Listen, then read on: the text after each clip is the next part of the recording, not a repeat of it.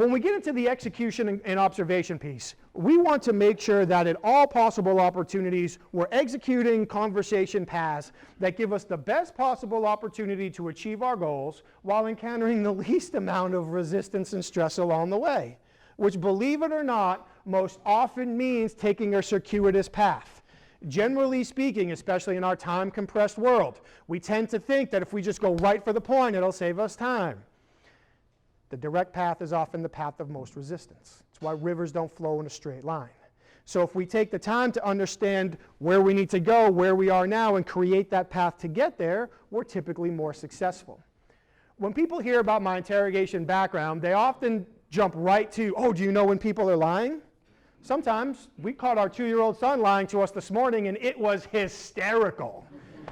I'm actually kind of proud of him, to be honest. He's only 2. Let's give credit where credit's due. He wanted to eat a muffin in the living room. I didn't tell him he could. He knew Mom would say no, so he picked up his muffin right in front of me, looked at Brooke and said, Daddy said I can take it into the living room.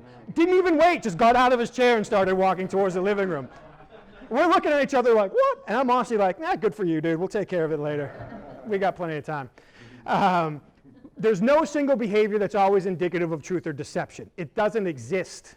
If you go into any conversation and say to yourself, I think I'm going to catch somebody lying today, congratulate yourself now, because they'll scratch their nose and you'll say they're lying when their nose itched. Here's the deal. When we are having conversations with people and we pick up on any verbal or nonverbal shifts, those shifts are typically indicative of an emotional shift that happened on the inside. The stronger the emotion on the inside, the more behavior shifts on the outside. So it's not about truth and deception. It is about comfort and discomfort. At any point in time in a conversation, does somebody all of a sudden look more uncomfortable than I expected or more comfortable than I expected?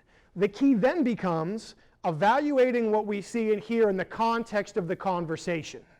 Asking ourselves what just happened that caused their comfort level to change.